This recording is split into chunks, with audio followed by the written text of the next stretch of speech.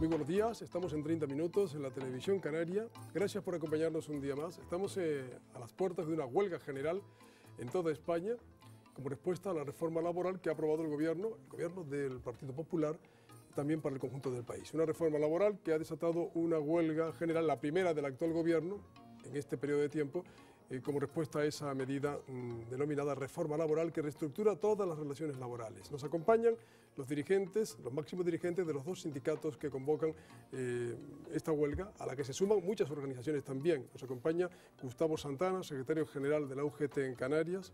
Muy buenos días. Buenos días. Gracias por acompañarnos. Y nos acompaña también Juan Jesús Arteaga, que es secretario general de Comisiones Obreras en Canarias. Muy buenos días también. Hola, buenos días. Y muchas gracias por acompañarnos ambos. Los sindicatos que ustedes representan convocan en España esta huelga general porque no quedaba más remedio, como suele decirse, incluso como decía Rajoy, como le decía el primer ministro finlandés, esta reforma laboral me traerá una huelga general porque es de guión, o porque es muy grave lo que contiene. Sí, hombre, nosotros convocamos una huelga general en Canarias, también conjuntamente con otros 16 sindicatos, un hecho histórico. Es la primera vez que un frente sindical tan amplio es convocante de una huelga general también en Canarias. Y se convoca porque el Gobierno de la Nación ha aprobado una reforma laboral sin ningún tipo de diálogo con los sindicatos, de forma autoritaria y de forma unilateral, y porque representa la mayor agresión a los trabajadores, porque lo dejan en una situación de indefensión total ante el poder empresarial. Y porque esto también va a marcar un antes y un después también, no solo en nuestro marco de relaciones laborales, sino en nuestro modelo de convivencia. A medida que vayamos deteñando los contenidos de la reforma laboral, lo va a identificar claramente la gente cuáles son los motivos, que no son pocos, para con la convocatoria de esta huelga general. Quiero que se haga justamente eso en este programa, que intentemos conocer la opinión de los sindicatos de por qué, las causas de por qué una huelga general este jueves, el día 29. Juan Jesús, ustedes son conscientes de que las encuestas decían hasta el otro día de que había muy poca predisposición, en torno a un 30% de trabajadores predispuestos a ir a la huelga y por tanto un porcentaje alto de trabajadores que dudan qué hacer. Las elecciones de Andalucía de este fin de semana, el resultado que han tenido, ¿cree que van a incentivar el que la gente vaya a la huelga o no? Bueno, lo primero que demuestran es que las encuestas pues tienen el valor que tienen, y en el caso de las elecciones en Andalucía pues han fallado. Nosotros creemos también que en relación a esta huelga general, que sí cuenta con un apoyo mayoritario, es decir, los motivos para estar en contra de la reforma laboral, sí, las propias encuestas reflejan que hay un apoyo mayoritario. Yo creo que la idea o digamos la opinión favorable a la propia huelga general, yo creo que va a aumentar en estos días. Y creo que algo tiene que ver los resultados de Andalucía y de Asturias con ese rechazo a esta medida del gobierno y a las políticas de ajuste. De paso les pregunto ya, la opinión sindical sobre el resultado electoral de Andalucía, en el que gana la derecha, gana el Partido Popular, 50 diputados, pero la izquierda, Partido Socialista e Izquierda Unida, suman más escaños para gobernar y por tanto seguirá habiendo un gobierno de izquierda, previsiblemente. ¿A los trabajadores eso les importa o no les importa? Yo creo que le importa a todo el mundo, en especial a los trabajadores, porque los datos reflejan que en 4 meses el Partido Popular ha perdido 450.000 votos con respecto a las elecciones generales en estos dos territorios, ¿no? Lo cual yo creo que tiene unas consecuencias claras producto de las políticas que están llevando, entre ellas la reforma laboral. Y yo creo que cuanto menos al Partido Popular tiene que hacerle reflexionar con respecto a este tipo de políticas que ya nos anunció en el Parlamento, en el Congreso de los Diputados, que el año 2012 y el 2013 iba a ser mucho peor el presidente del gobierno, y que alentaba o que auguraba que iban a haber la destrucción de 650.000 empleos. Por lo tanto, la gente está muy preocupada, sabe que esta situación va a ir a peor, que vamos a entrar ya no en recesión, sino que puede ser que entremos en una depresión económica, y van a destruir por completo, avalándose en esta reforma laboral, en destruir el factor empleo que ha sido tan fundamental para reconstruir y sostener nuestro sistema público de protección social. Arteaga, este resultado, este escrutinio en Andalucía, ¿es un varapalo a las medidas económicas del gobierno o no tiene nada que ver porque es política andaluza y punto? Bueno, yo creo que se mezclan varios factores, pero uno de ellos es efectivamente, yo creo que ya reflejan ese rechazo que hay, incluso entre los propios votantes del Partido Popular. Yo ayer en la televisión vi algunos mensajes de, bueno, he votado al Partido Popular, soy un trabajador, pero el próximo jueves me voy a poner en huelga, porque no estoy a favor de la reforma laboral que ha puesto en marcha el gobierno. Yo creo que lo que pasa es que, bueno, que es cierto que estas cosas se conocen mejor cuando uno empieza a sufrir las consecuencias directamente. Hay muchos trabajadores que todavía no se creen el impacto y el alcance de estas medidas, pero ya los que ya empiezan a sufrirlo en sus carnes, como por ejemplo, pues aquí ya se ha producido incluso despidos en empresas públicas como consecuencia del absentismo laboral, es decir, haciendo uso de esa posibilidad de despedir a los trabajadores si acumulan más de 9 bajas en 2 meses, bajas discontinuas, pues eso yo creo que en la medida en que se empieza a sufrir, mucha gente empieza a decir, pero era esto, pero de verdad, efectivamente, yo creo que eso es lo que nosotros tratamos en estos momentos de hacer, de dar a conocer el impacto real de las medidas para que sepan actuar en consecuencia. Ahora haremos ese repaso, lo anuncio porque creo que conviene que hoy aprovechemos que están los dos máximos dirigentes de los sindicatos, esta huelga general en Canarias la suscriben también otros 16 sindicatos y ojalá sepamos hoy en pocas palabras, ¿qué contiene esa reforma laboral que tan mal sienta a los sindicatos hasta el punto de convocar una huelga general? ¿Son conscientes, antes de entrar en ese asunto más detallado, de que vienen ustedes de una huelga general que no fue, digamos, un éxito en términos, no sé si términos sociales, al menos en ese momento se calificó de que no fue lo que esperaban, la de septiembre de 2010 contra la reforma de Zapatero? Nosotros somos conscientes del sentimiento que tienen los trabajadores y el clima de pesimismo y de miedo que existen los trabajadores. Por ese motivo, mucho más allá de hacer caso a esas palabras del presidente del gobierno cuando dijo voy a hacer una reforma laboral que me va a costar una huelga general, ¿no? Nosotros, nuestra obligación fue sintonizar con toda la población, con todos los trabajadores y saber cómo estaba el estado de ánimo y dar a conocer los contenidos de esta reforma laboral. Pero la huelga general de este 29 de marzo es muy diferente. Yo creo que todo el mundo ya sabe que de esta situación no se escapa nadie, no se escapa nadie ni tampoco. Cándido Méndez dijo, esto es para toda la vida. Sí, no y también dijo otra frase muy singular que a mí me gustó, aunque no me gustan los términos bélicos, cuando dice, de esta guerra sin armas dejará profundas cicatrices. Y efectivamente va a dejar profundas cicatrices porque rompe un equilibrio constitucional en el marco de un modelo de convivencia, de un modelo social en el que nos hemos reconocido todos, ¿no? Y lo que pretende, bajo mi punto de vista, esta reforma laboral es cambiar de forma forzada y aprovechando esta crisis nuestro actual modelo social para romper definitivamente con nuestro estado del bienestar. El estado del bienestar. Arteaga, ¿es consciente de que vienen de una huelga general del 2010 que no fue apoteósica y que es un antecedente que siempre se ha dicho, las huelgas generales se convocan pero luego no resultan? Bueno, no fue apoteósica. Porque nadie quiere que le descuenten el día de la huelga. No fue apoteósica, pero yo creo que fue una huelga importante que yo creo que habría que valorar también en su justa medida y que de alguna manera ha servido también para deshacer todos esos argumentos de que los sindicatos han estado impasibles, sin reaccionar y sin tomar medidas cuando se han puesto en marcha medidas que van en contra de los intereses de los trabajadores. Yo creo que fue una huelga necesaria y creo que de esa huelga, de esa fortaleza y de esa pues, conciencia de que los sindicatos no pueden permanecer impasibles ante las medidas que tomen cualquier gobierno, sea del color que sea, que vayan en contra de nuestros intereses, yo creo que ahora pues se ha reflejado la voluntad de los sindicatos y sobre todo la capacidad de organización y de respuesta inmediata como la que se ha demostrado en estos momentos y me parece que pues yo creo que todo está relacionado. Gracias a esas medidas que tomamos en su momento, ahora tenemos mayor capacidad para hacer frente al gobierno. Entramos ahora en harina. La reforma laboral está en vigor, aprobada por el Gobierno, tramitándose como ley en el Congreso. Es una reforma que contiene lo que contiene. ¿Qué aspectos son los más duros para los trabajadores? En opinión de ustedes, los sindicatos.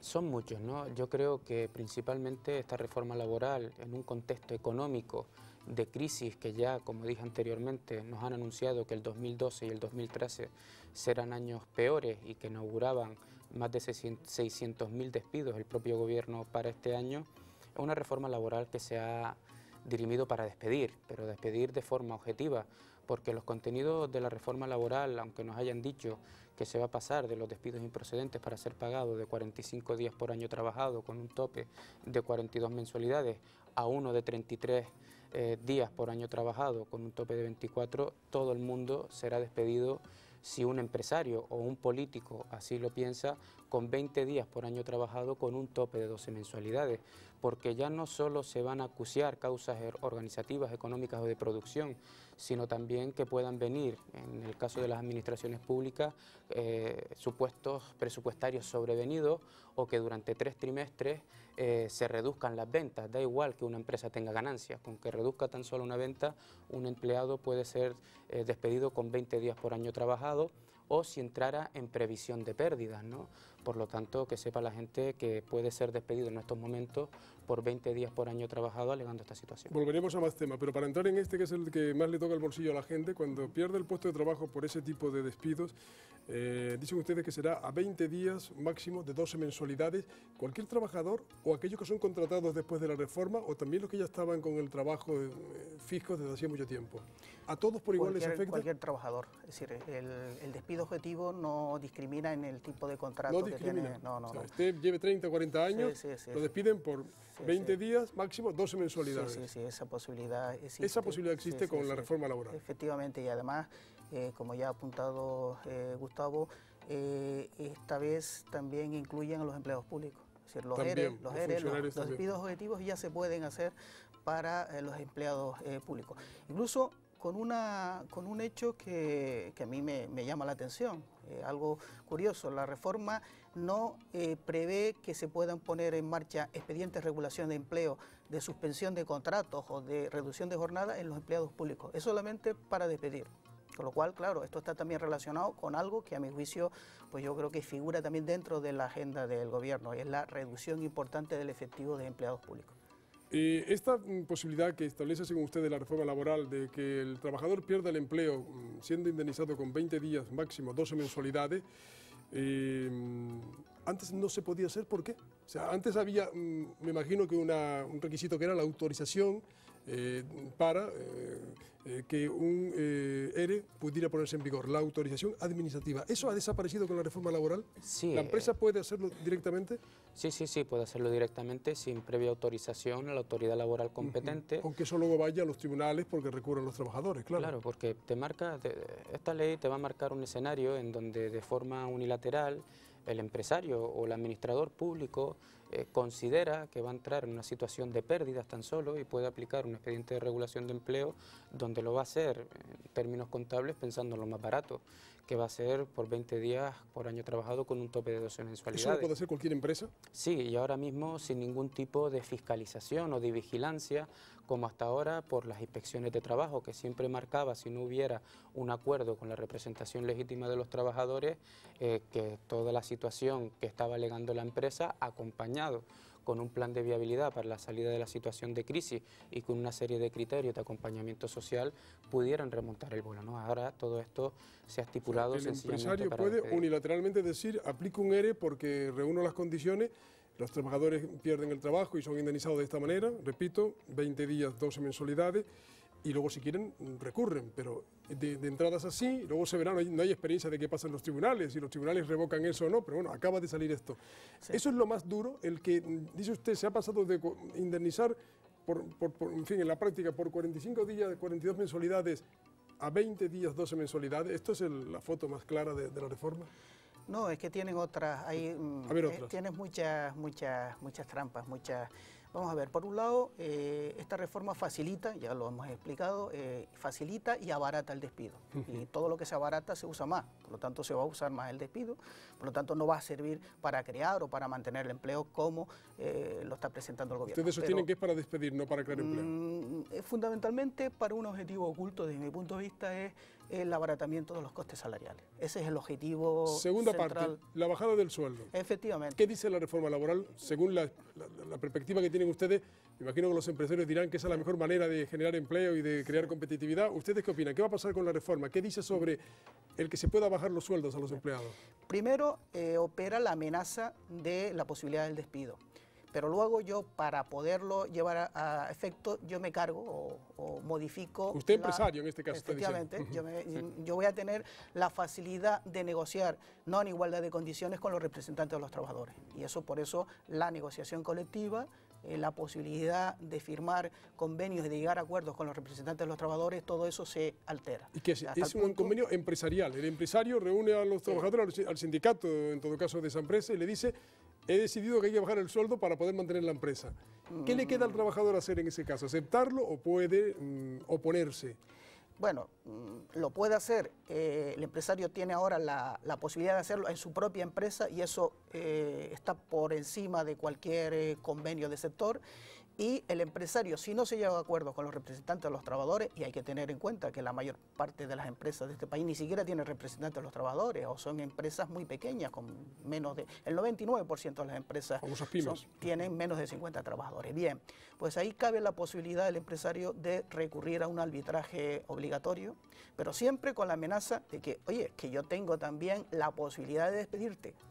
Los representantes de los trabajadores van a estar sometidos a una especie de chantaje de móvil. Porque si no aceptan, pueden ser despedidos. Si no acepta, oye, es que empiezo a despedir gente. Es que incluso la posibilidad de recurrir a ese sistema de arbitraje obligatorio no va a ser necesario en muchas empresas porque los representantes van a tener que firmar porque están, digamos, sometidos al chantaje del despido. Gustavo, y en el caso de esos trabajadores que no aceptan la reducción del sueldo que les plantea el empresario y que por tanto los despide bajo qué condiciones? ¿También a 20 días, 12 mensualidades? Sí, pero no, con un tope de 9. O sea, esta es más barata, ¿no? ¿Esta es más barata? Sí, el asunto es que ahora un empresario de forma unilateral a un trabajador, determinando el número de efectivos que tenga su plantilla y aplicándolo a un porcentaje de trabajadores determinado, puede cambiar de forma unilateral sus condiciones de trabajo, desde los salarios, las funciones, el horario de trabajo, etcétera, etcétera, y si no lo acepta sería despedido con 20 días por año trabajado con un tope de 9 mensualidades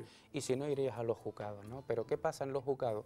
Que no va a tener margen el trabajador porque siempre la carga de la prueba en una situación económica como la que estamos atravesando y con el texto legal que se ha aprobado no tiene margen de ganar en los juzgados de lo social y además cargándose otro elemento dentro de la propia reforma laboral que son los salarios de tramitación, ¿no?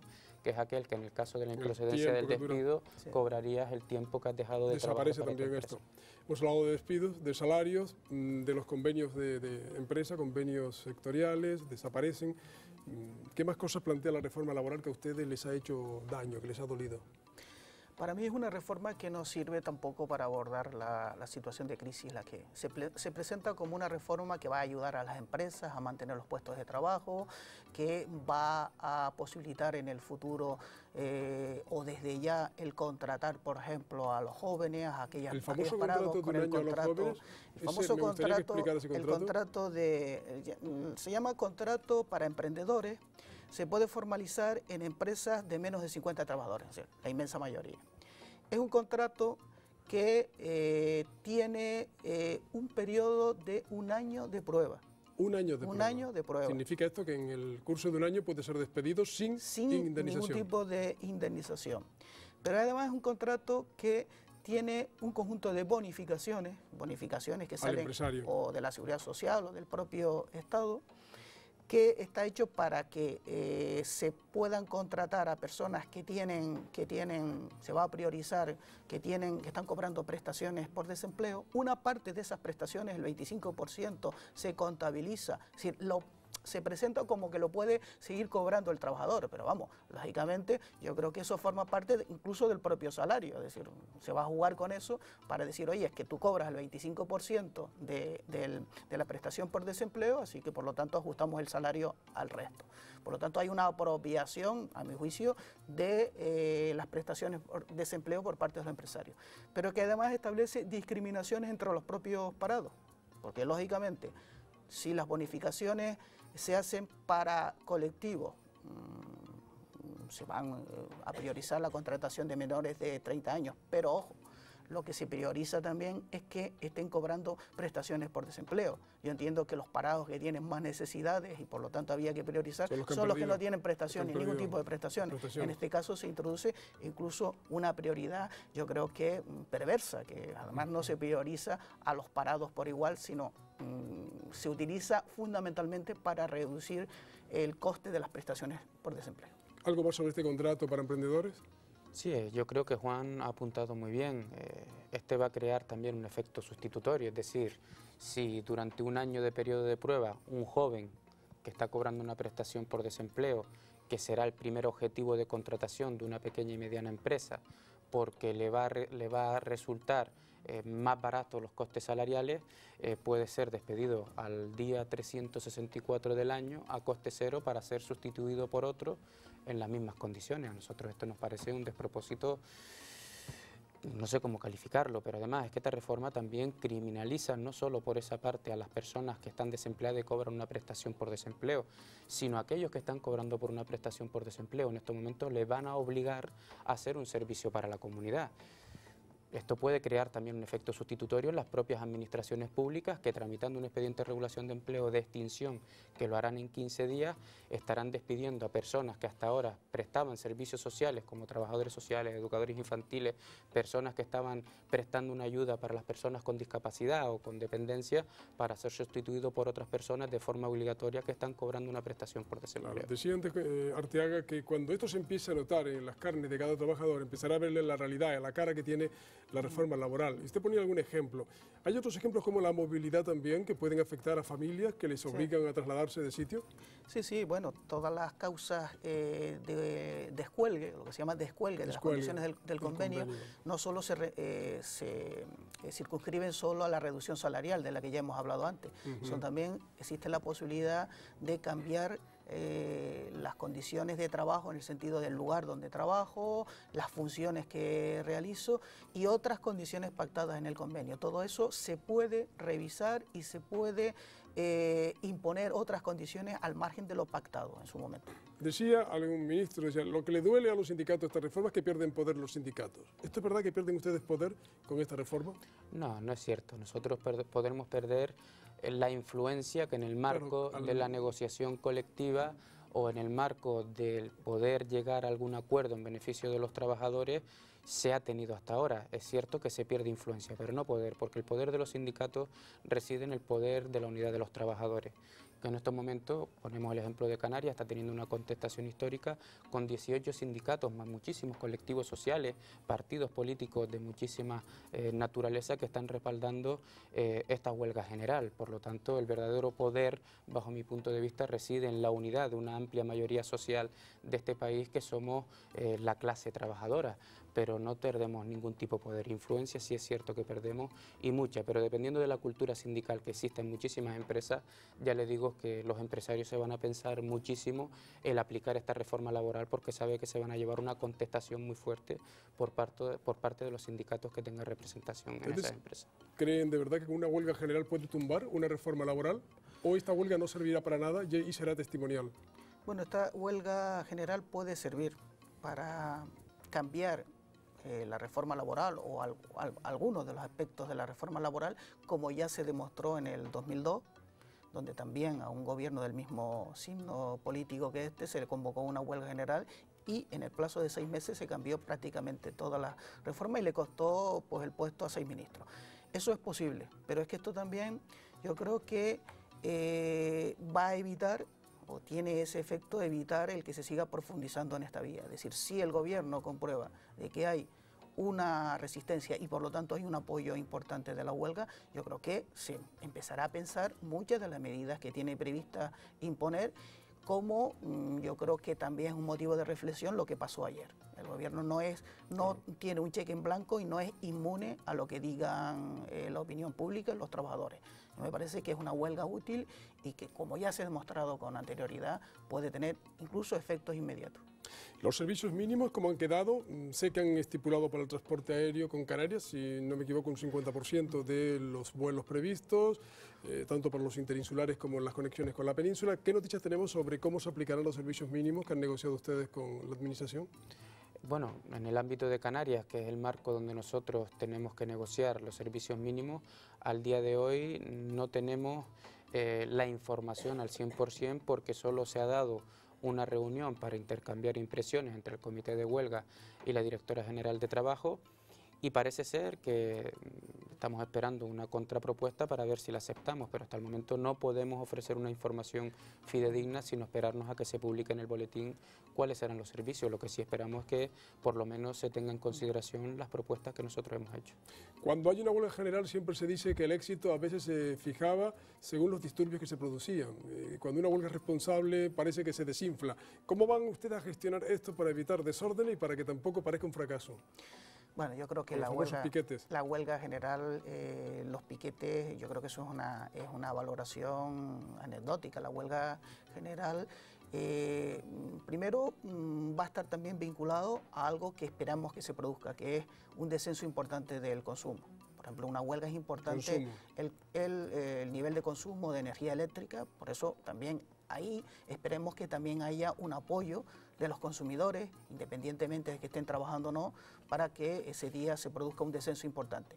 Y fundamentalmente yo creo que los piquetes hay que vincularlos a algo que pretende contraponer, que es el derecho al trabajo. Es que el derecho a la huelga tiene tanto valor y tanta importancia como el derecho al trabajo. Y nosotros creemos que... ¿Y eso de verdad creen ustedes que se van a respetar en este caso? ¿El derecho a la huelga y el derecho al trabajo? ¿Se está usted dirigiendo a los piquetes que inevitablemente surgirán grupos de trabajadores que consideren que convencer a sus compañeros, digo convencer de que se sumen, es una manera, la otra cosa es obligarle, y ahí está el debate famoso. Convencer y proteger también, porque sabemos que hay muchas presiones de todo tipo, se ejerce una violencia constante también para que la gente no vaya a trabajar, mejor dicho, o no, por los motivos que sean, pues no ejerciten el derecho a huelga, aunque estén de acuerdo con el contenido o con la propuesta de huelga general. Nosotros creemos que en ese sentido son necesarios los piquetes y si nos remontamos a lo que ha pasado en otras huelgas generales, no ha sido, en este país no se producen especialmente disturbios en ese día ni incidentes importantes. Por lo tanto, también yo creo que esa invocación a que va a ser días de disturbios, yo creo que no está motivada, no está avalado o sustentado los precedentes anteriores. El contexto en el que se va a desarrollar esta huelga va a ser también con la previsible fusión bancaria. Estamos hablando de Caixa, Banca Cívica, en otros lugares también otras entidades bancarias que inexorablemente llevan aparejados cierres de oficina y reducción de plantilla. ¿Esto agrava más todavía el problema del paro? ¿Es previsible que esto vaya a ocurrir?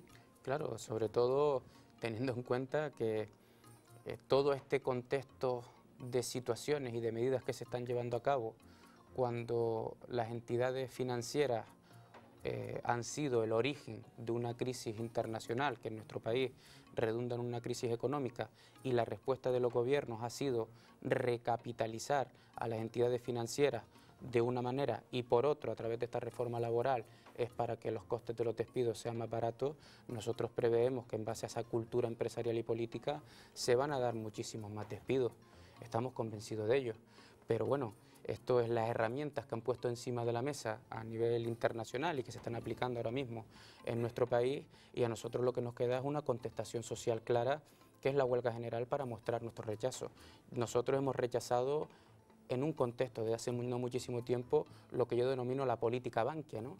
Una serie de fusiones de muchísimas entidades que también sufrieron, entidades de nuestro territorio en Canarias, que a través de una estrategia empresarial le decía a los trabajadores que si querían seguir trabajando tenían que ir a trabajar a la península y si no perder sus puestos de trabajo, ¿no? Esto se pone de manifiesto otra vez. El tema del petróleo agita la calle, venimos de unas manifestaciones en contra de las prospecciones petrolíferas.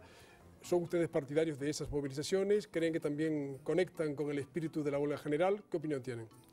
A mi juicio conecta con el espíritu de la huelga general en un sentido.